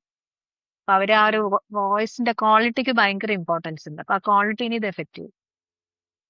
ചുമ്മാ അല്ല എനിക്ക് പാട്ട് പാടാൻ പറ്റാത്ത. നല്ല എരിവും ഒക്കെ കഴിച്ച് അപ്പൊ പിന്നെ സോനാജി ഒരു കാര്യമുള്ളത്, എനിക്കിപ്പം നാട്ടിലൊക്കെ പോകുമ്പോ നാട്ടിലിങ്ങനെ അടുത്തടുത്ത് വീടുകളൊന്നും ഇല്ല.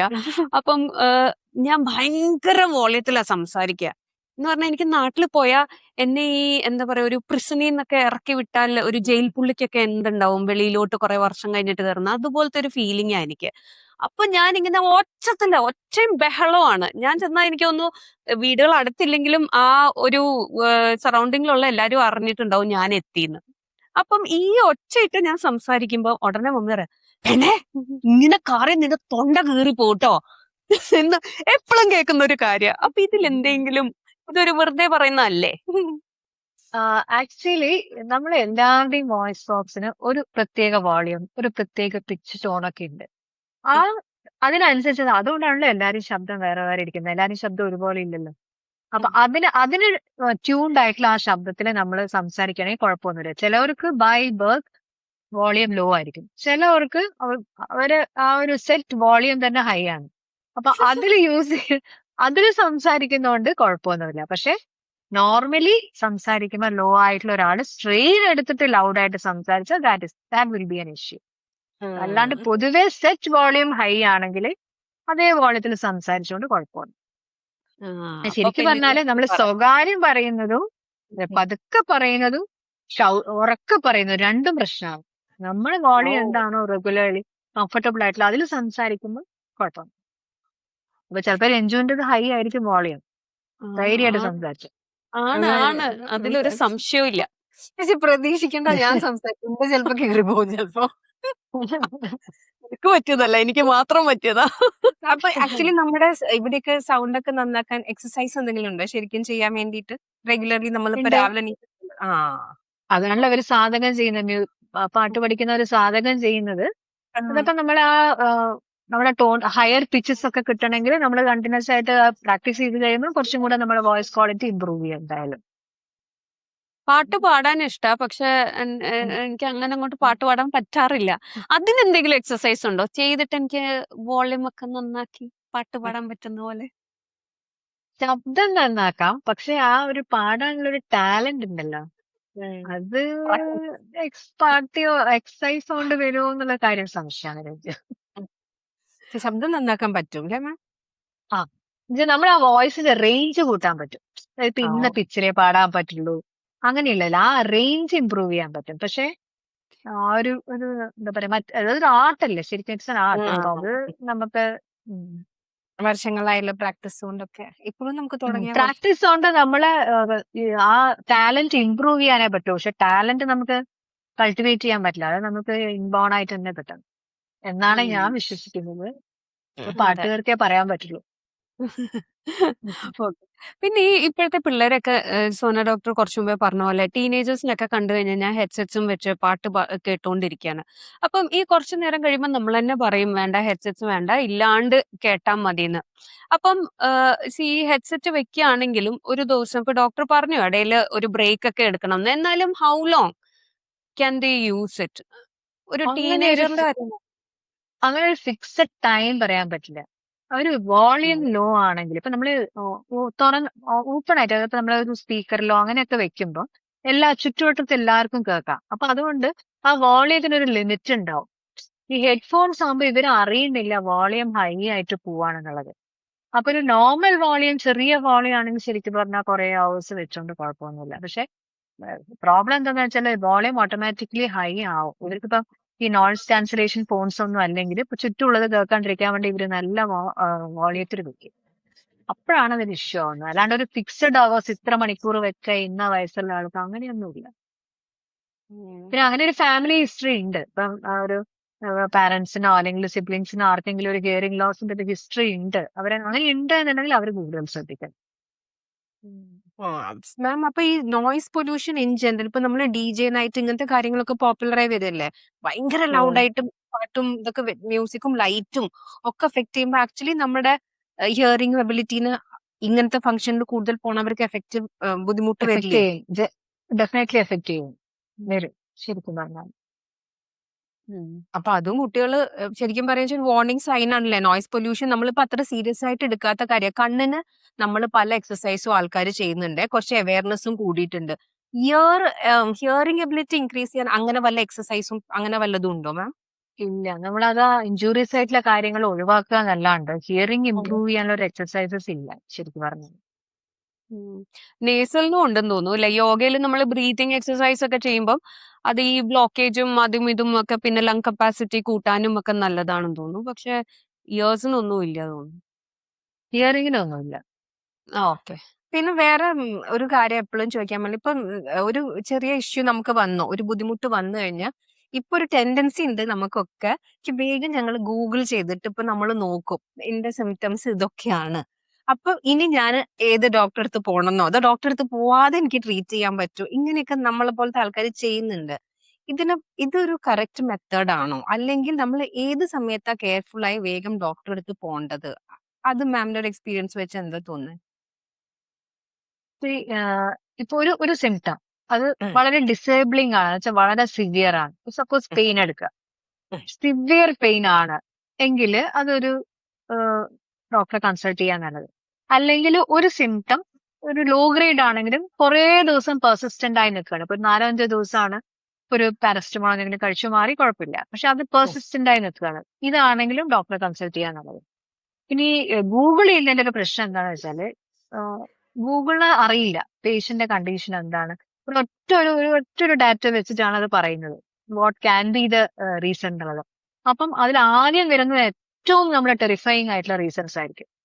അപ്പൊ അത് കാണുമ്പോൾ ആൾക്കാർ ഭയങ്കര പേടിച്ചിട്ടാണ് വരുന്നത്. ഇപ്പൊ വെച്ചാൽ ഒരു ആവശ്യമില്ലാണ്ട് നമ്മള് പല ടെൻഷൻസിലേക്കും കൊണ്ടുവന്ന് എത്തിക്കും, പിന്നെ ആവശ്യമില്ലാത്ത ഇൻവെസ്റ്റിഗേഷൻസിലേക്ക് എത്തിക്കും. പിന്നെ നമ്മൾ ഒന്നാമത് mind and body is very much connected. അപ്പൊ നമ്മൾ സ്ട്രെസ്ഡ് ആയാൽ തന്നെ നമ്മളെ അസുഖം ശരിക്കും പറഞ്ഞാൽ കൂടും. അപ്പം അനാവശ്യമായിട്ടുള്ള ടെൻഷൻസിലേക്ക് ആൾക്കാർ പോകുന്നു എന്നുള്ളതാണ് ഈ ഗൂഗിൾ ചെയ്യുന്നതിന്റെ ഒരു പ്രധാന കാരണം. കാരണം വെച്ചാൽ ഹാഫ് നോളജ് വെച്ചിട്ടാണ് ഇത് വായിക്കുന്നത്. അപ്പം അതിനുള്ള ആ ഒരു ഡേഞ്ചേഴ്സ് മാത്രമാണ് നമുക്ക് തലയിൽ കയറുന്നത്. അതിനുള്ള ട്രീറ്റ്മെന്റ് ഓപ്ഷൻസിലേക്ക് ഒന്നും ആയിരിക്കില്ല. എന്തെങ്കിലും പ്രശ്നം ഉണ്ടോ എന്നുള്ളത് മാത്രമേ അത് കേന്ദ്രീകരിച്ചിട്ടാണ് നോക്കുന്നത് മുഴുവൻ. അപ്പൊ അതാണ് ഒരു ഇഷ്യൂ. അപ്പം എത്രയോ ആൾക്കാരുണ്ട് വരുന്നതിൽ. ഇപ്പൊ ഗൂഗിളിൽ നോക്കിയോ ഞാൻ എല്ലാം കഴിഞ്ഞു എന്ന് വിചാരിച്ചിട്ടാണ് ഞാൻ വരുന്നത്. ഇപ്പൊ ഡോക്ടർ പറഞ്ഞപ്പോഴാണ് ഇത്രയേ ഉള്ളൂ എന്നുള്ളത് മനസ്സിലായുള്ളത്. അപ്പൊ ആ ഒരു സ്ട്രെസ് നമുക്ക് എത്രയോ ഒഴിവാക്കാം. ഇത് പറഞ്ഞപ്പോൾ എനിക്കൊരു ഓർമ്മ വരുന്നത് ഞാൻ ചെയ്യുന്നതാട്ടോ. ഇപ്പൊ ഏത് ഡോക്ടർ ആണെങ്കിലും എന്ത് മരുന്ന് എഴുതി തന്നാലും പ്രിസ്ക്രൈബ് ചെയ്ത് തന്നാലും ഞാൻ മേടിച്ച് വീട്ടിൽ വന്നു കഴിഞ്ഞാൽ ആദ്യം എന്താ ചെയ്യണമെന്നറിയോ? ഞാൻ ഇതുപോലെ ഗൂഗിൾ എടുത്തിട്ട് ഈ ഗുളിക, ദിസ് ടാബ്ലറ്റ്, ഇതിന്റെ സൈഡ് എഫക്ട്സ് നോക്കും. എന്നിട്ട് ഇത് നോക്കി കഴിയുമ്പോഴത്തേക്കിനും ഞാൻ ദൈവമേ ഇത് കഴിച്ചാൽ ഇനി ഇങ്ങനെ വരുമോ? അപ്പൊ ചിലപ്പോ 7 ഡേയ്സിൽ കഴിക്കാൻ പറയുന്ന ഞാനൊരു 2-3 ദിവസം എന്റെ ഒരു പ്രശ്നം അങ്ങോട്ട് കുറച്ച് എന്താ പറയാ അതങ്ങോട്ട് സബ്സൈഡ് ആവുമ്പോഴത്തേക്കിനും ഞാൻ ആ ഗുളിക അങ്ങ് നിർത്തും. എന്താന്നറിയോ? 7 ദിവസം കഴിച്ചു കഴിഞ്ഞാൽ ഈ സൈഡ് എഫക്ട്സ് ഒക്കെ എനിക്ക് വന്നാലോ എന്നൊക്കെ പേടിച്ച്. അപ്പൊ ഇത് എന്റെ ഒരു പ്രോബ്ലം ആയതുകൊണ്ട് ഇതിന് എന്താ ചെയ്യാ? ഇങ്ങനെ സൈഡ് എഫക്ട്സ് കാണുമ്പോൾ നമ്മൾ ശരിക്കും പേടിച്ചു പോയില്ലേ?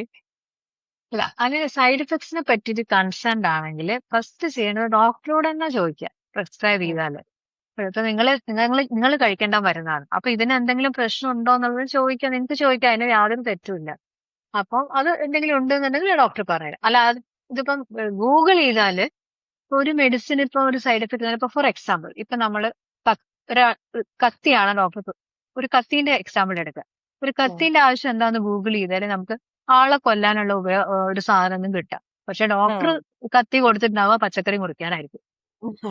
മനസ്സിലായി? അപ്പൊ ഒരേ സാധനം നമുക്കൊരു ഇഞ്ചൂറിയസ് ആയിട്ടുള്ള കാര്യത്തിന് യൂസ് ചെയ്യാം, അല്ലെങ്കിൽ നമുക്ക് വളരെ ഒരു ഉപദ്രവമായിട്ടുള്ള കാര്യത്തിന് യൂസ് ചെയ്യാം. അപ്പൊ അതേപോലെയാണ് ഈ ഡ്രഗിന്റെ ഇതെന്ന് പറഞ്ഞു കഴിഞ്ഞാല്. അപ്പൊ ചില ഡ്രഗ്സിന്റെ ഒക്കെ ചില സൈഡ് എഫക്ട്സ് എന്ന് പറഞ്ഞാൽ ഡോസ് ഡിപ്പെൻഡന്റ്, അതായത് ഒരു 100 ഗുളിക കഴിച്ചാൽ വരുന്ന സൈഡ് എഫക്റ്റ് ആയിരിക്കും അതിൽ ടൈപ്പ് ചെയ്ത് വരിക. പിന്നെ ഓരോ ഇപ്പൊ ഡോക്ടർ കൊടുത്തിട്ടുണ്ടാവുക 5 ഇതായിരിക്കും, 4 5 ടാബ്ലറ്റ് ആയിരിക്കും. അപ്പം ഈ സൈഡ് എഫക്റ്റ് എന്താണെന്നുള്ളത് ആഹ് ഇത്ര ദിവസം കഴിച്ചാൽ അല്ലെങ്കിൽ ഇന്ന് പ്രത്യേകിച്ചുള്ള ഇപ്പൊ ഈ ഒരു ടെൻഡൻസി ഉള്ള ആൾക്കാർക്ക് കഴിച്ചാൽ അതനുസരിച്ചിട്ടാണ് സൈഡ് എഫക്ട്സ്. പക്ഷെ നമ്മൾ ഗൂഗിൾ ചെയ്യുമ്പോൾ ഇതൊന്നും അല്ല വരുന്നത്, ജസ്റ്റ് അതിന്റെ പേര് മാത്രമാണ് വരുന്നത്. അപ്പം ആക്ച്വലി നമുക്ക് ഗേജ് ചെയ്യാൻ പറ്റില്ല ഇത് കഴിക്കുന്നവർക്ക് മുഴുവൻ ഇത് വരുന്നുള്ള ഒരു ഒരു ഇംപ്രഷനാണ് നമ്മൾ ഗൂഗിൾ ചെയ്യുമ്പോൾ കിട്ടുന്നത്. അപ്പം എന്തെങ്കിലും സംശയം ഉണ്ടെങ്കിൽ ട്രീറ്റ് ചെയ്യുന്ന ഡോക്ടറോട് ചോദിക്കുക. ഗൂഗിൾ ചെയ്തിട്ട് അത് വിശ്വസിച്ചിട്ട് ഇരിക്കാതിരിക്കുക. കാരണം വെച്ചാൽ അത് ആ ഇത് മാത്രമല്ല, അതിന് വേറെയും കുറെ ആസ്പെക്ട്സ് ഉണ്ട് എന്നുള്ളത് ആണ് മനസ്സിലാക്കുന്നത്. ഇത് കുറെ ആൾക്കാർ നീ ചോദിച്ച കാര്യം കറക്റ്റ് ആട്ടോ. പലപ്പോഴും പറ്റുന്ന ഇപ്പൊ തന്നെ ഇപ്പൊ ഡാഡിക്ക് വയ്യാണ്ടാവുമ്പോഴും എനിക്ക് തന്നിരിക്കുന്ന ജോലി എന്താ അറിയോ, മോളെ ആ തിന്ന മരുന്ന് മുഴുവൻ എടുത്തിട്ട് ഇതിന് വല്ല സൈഡ് എഫക്റ്റും ഉണ്ടോന്ന് നീ നോക്ക് നിന്നോട് പറയുന്നുണ്ട്.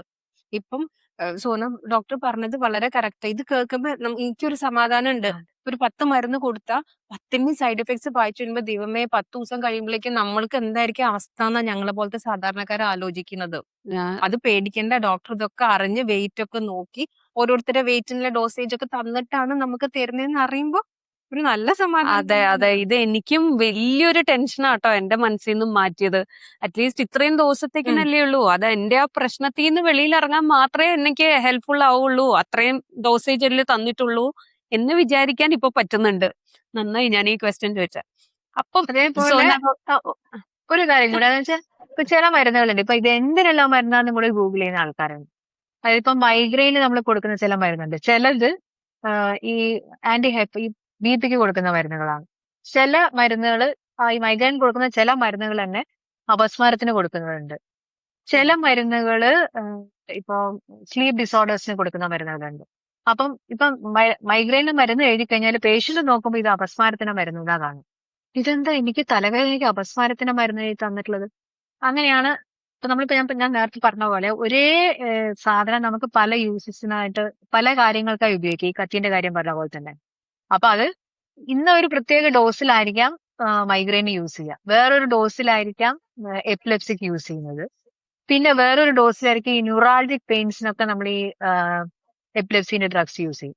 അപ്പം ന്യൂറാൾജിയൊക്കെയാണ് പോയത്, പക്ഷെ മരുന്ന് തന്നത് എപ്പിലെപ്സിന്റെ മരുന്നാണ്. അപ്പൊ അങ്ങനെയൊക്കെ ധരിച്ച് ഗൂഗിളിൽ വായിച്ചിട്ട് പേടിച്ചിട്ട് വരുന്ന ആൾക്കാരുണ്ട് ശരിക്കും. അത് ശരിയാട്ടോ. അപ്പൊ എന്ത് ഡൗട്ട് ഉണ്ടെങ്കിലും നേരിട്ട് നമ്മൾ കൺസൾട്ട് അതെ. ചെയ്യുന്ന ഡോക്ടറോട് ചോദിക്കുന്നതാണ് ബെസ്റ്റ് ശരിക്കും പറയാന്ന് വെച്ചാല്. ഉം. അപ്പം ഞങ്ങളുടെ കുറേ വലിയ വലിയ ഡൗട്ട്സ് ഒക്കെ മാറ്റി തന്നതിന് വളരെ താങ്ക്സ് ഉണ്ട്. പക്ഷെ സോനാജിയെ ഇപ്പൊ അങ്ങനെ വിടില്ല. ഇനി കുറച്ച് തമാശ ക്വസ്റ്റ്യൻസ് ഉണ്ട് ഞങ്ങളുടെ എല്ലാ റൗണ്ടിലും അവസാനം വരുമ്പോ, ഇതുപോലെ 2-3 കുഞ്ഞു ക്വസ്റ്റ്യൻസ്. അപ്പം സോനാജി റെഡിയാണോ? സിമ്പിൾ. അതിൽ എനിക്ക് ആദ്യം ചോദിക്കാനുള്ള ഒരു കുഞ്ഞു കാര്യമാണ്, ഈ നമുക്ക് എന്താണ് ജലദോഷമൊക്കെ വരുമ്പോ നമ്മുടെ ഒരു നോസ്ട്രില് കറക്റ്റ് ആയിട്ട് വർക്ക് ചെയ്യും, മറ്റേതാണ് ബ്ലോക്ക് ആവുക. അപ്പൊ ഇതിന്റെ question, why does one nostril decide to work while the other goes on vacation? Do they have some kind of shift system? Yes, they have. അതിന് നേസൽ സൈക്കിൾ എന്നാണ് പറയാ. ആക്ച്വലി ഒരു few hours one നോസ്ട്രില work ചെയ്യുക, few hours മറ്റേ നോസ്ട്രില work ചെയ്യുക. ഇതിങ്ങനെ സ്വിച്ച് ചെയ്തുകൊണ്ടിരിക്കും. പക്ഷെ അതിപ്പോ നമ്മൾ നോർമലി അറിയില്ല, നമ്മുടെ പാസേജ് റൂമിൽ ആയിരിക്കുന്ന സമയത്ത് നമുക്കത് ഫീൽ ചെയ്യില്ല. പക്ഷെ ഇത് നാരോ ആവുമ്പോ ഈ സൈക്കിൾ നമുക്ക് ഫീൽ ചെയ്യും. അതാണത്. It's a normal phenomenon. Okay okay. ഇനി അടുത്ത ക്വസ്റ്റ്യൻ ആണ്, what is the funniest or strangest thing someone has ever put inside their ear or nose and then come to you expecting you to fix it? Funniest. Most people come with feathers. കോഴിത്തൂവല് പറയാറുണ്ട്. പിന്നെ one thing is ബഡ്സിന്റെ എൻഡിലുള്ള cotton ഇതുണ്ടല്ലോ, അത് ചെവി തോണ്ടിട്ട് പിന്നെ നോക്കുമ്പോ അത് കാണുന്നുണ്ടാവില്ല. പക്ഷെ എവിടെയെങ്കിലും നിലത്ത് എവിടെയെങ്കിലും ആയിരിക്കും വീണ് പോയിട്ടുണ്ടാവുക. അപ്പൊ ഞാൻ ചെവിയിൽ നോക്കിയിട്ട് ഇല്ല എന്ന് പറഞ്ഞാലും ദേ വോണ്ട് ബിലീവ്.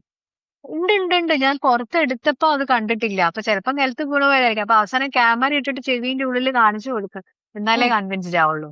അത് യൂഷ്വലി ഉണ്ടാവാവുന്ന കാര്യമാണ്. അത് എനിക്ക് തോന്നുന്നു സോന ഡോക്ടറിന് എന്നെ പോലെ ഞാൻ ചെറുപ്പത്തിലുള്ളത് പോലത്തെ പേഷ്യൻസിനെ കിട്ടിയിട്ടില്ല.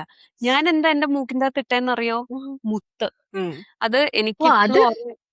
അത് വളരെ കോമൺ ആണ്. ബീഡ്സും ഇറേസർ, പെന്നിന്റെ ടിപ്സ്, ഇതൊക്കെ വളരെ കോമൺ ആണ്. അതാണ് ദൈവമേ. അത്. എനിക്കിപ്പോഴും ഓർമ്മയുണ്ട് ആ മുത്ത് തൊടുമ്പോ നല്ല തണുപ്പുണ്ടായിരുന്നു. അപ്പം അത് എനിക്ക് ഒരു അമ്മൂമ്മ കൊണ്ട് തന്ന മാലയിലെയാ. അത് പൊട്ടിയോ പൊട്ടിച്ചോ എനിക്ക് ഓർമ്മയില്ല.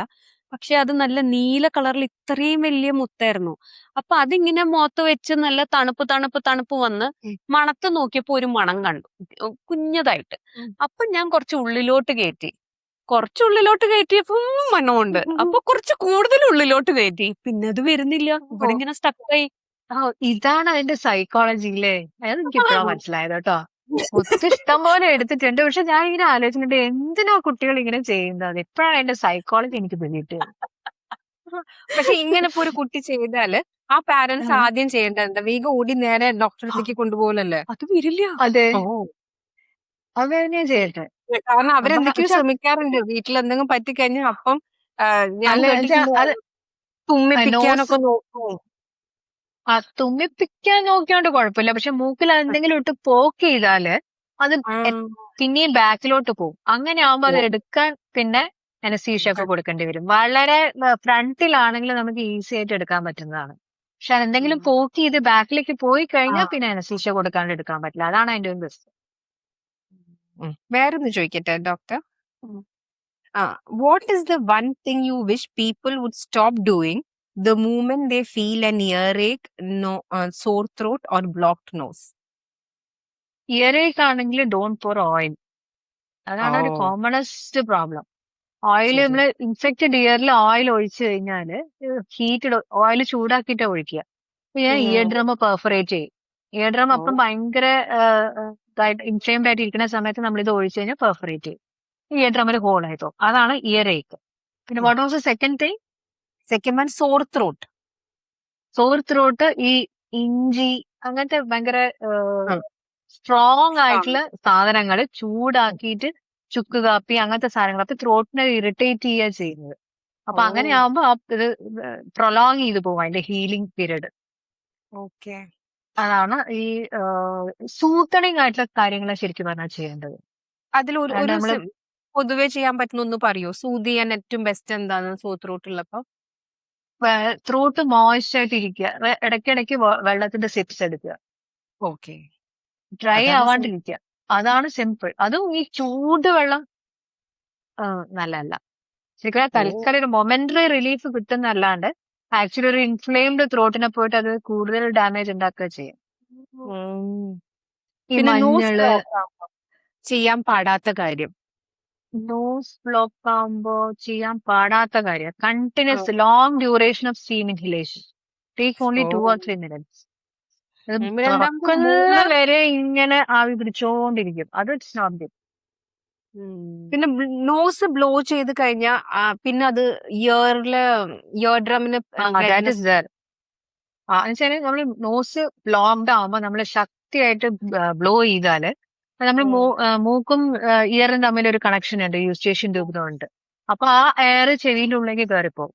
അല്ലെങ്കിൽ മൂക്കിലുള്ള ഇൻഫെക്ഷൻ ആ ട്യൂബ് വഴി ചെവിയിലേക്ക് വരും. അപ്പം അതും അവോയ്ഡ് ചെയ്യേണ്ട ഒരു കാര്യമാണ്. പറഞ്ഞ ശരിയാണ്. Okay, next question is, have you ever met a patient who diagnosed themselves so confidently that you almost wanted to ask them for a consultation? ഇഷ്ടംപോലെ ഉണ്ടാവില്ലേ? ഇഷ്ടം പോലെ ഉണ്ട്. പ്രത്യേകിച്ച് IT ഫീൽഡിലുള്ളവർക്ക് അവര് വർക്ക് ചെയ്യുന്നതിന്റെ ഇടയിൽ ജസ്റ്റ് ഇങ്ങനെ നോക്കിയേ വേണ്ടു. അപ്പൊ ഓൾറെഡി കമ്മിറ്റ് അപ്പൊ വന്നു കഴിഞ്ഞാല് ഇന്ന് എന്തൊക്കെയാണ് സിംറ്റം എന്ന് പറയില്ല. I am having this, I took this for this medicine, പക്ഷെ എനിക്ക് റിലീഫ് ഇല്ല. അപ്പം what should I do? What is the next medicine that I take? അല്ലാണ്ട് ആ ഡയഗ്നോസിസിനെ ഒരു റീകൺസിഡർ പോലും ചെയ്യില്ല. അതായത് ഇത് അതാവാൻ സാധ്യതയില്ല എന്നുള്ളതില്ല. അപ്പം ഇതാണ് എന്റെ diagnosis, this is the treatment which I to. ഇനി എന്താ ഞാൻ ട്രീറ്റ്മെന്റ് എടുക്കേണ്ടത്? വേറെ ഇൻവെസ്റ്റിഗേഷനോ അല്ലെങ്കിൽ എക്സാമിനേഷനോ അതിന്റെ അസുഖത്തിനെ പറ്റിയിട്ടുള്ള ചോദ്യങ്ങളൊന്നും ഇല്ല. They are very confidence. ചില ഉണ്ട്, അങ്ങനെയുണ്ട്. പിന്നെ അങ്ങനെയുള്ളവരോട് നമ്മൾ ഇരട്ടി പണിയാണ് പറഞ്ഞ് കൺവിൻസ് ചെയ്ത് എന്നിട്ട് വേണം നമുക്ക് വീണ്ടും ഇപ്പൊ നമുക്ക് അവരെ ഡയഗ്നോസിസ് വെച്ചിട്ട് നമുക്ക് ട്രീറ്റ് ചെയ്യാൻ നമുക്ക് പറ്റില്ലല്ലോ. അപ്പൊ അത് ഇനി അങ്ങനെയല്ലേ അടുത്തത് ഉണ്ട് യങ്സ്റ്റേഴ്സ് ഉണ്ട്. what is that one habit people do every day that makes you think, please, I'm begging you, stop? Googling symptoms. Okay. Okay. Who is more stubborn when it comes to following medical advice? Men, women, or children? Children. ബുദ്ധിമുട്ടല്ലേ? ഇതെനിക്ക് പറ്റില്ല doctor. അപ്പം ഞങ്ങളുടെ questions ഒക്കെ അത്രയും കഴിഞ്ഞു. വളരെ നന്നായിട്ട് ആൻസേഴ്സ് ചെയ്തു. സോന ഡോക്ടർ ടൈം കണ്ടുപിടിച്ച് ഞങ്ങളുടെ അടുത്ത് ഇത്രയും നേരം കോൺവേഴ്സ് ചെയ്യാനും കുറേ ഇൻഫർമേഷൻ ഇമ്പാർട്ട് ചെയ്യാനും ഒക്കെ വന്നതിൽ വളരെ വളരെ വളരെ താങ്ക്സ്. അപ്പം It was ഇനിയും fun talking to you also. Thank you. ഇനിയും fun നമുക്ക് talking to വീണ്ടും you സമയം also. കിട്ടുമ്പോ വീണ്ടും കാണണം എന്ന് വിചാരിക്കുന്നു. അപ്പോൾ thanks for coming Sonaji. By.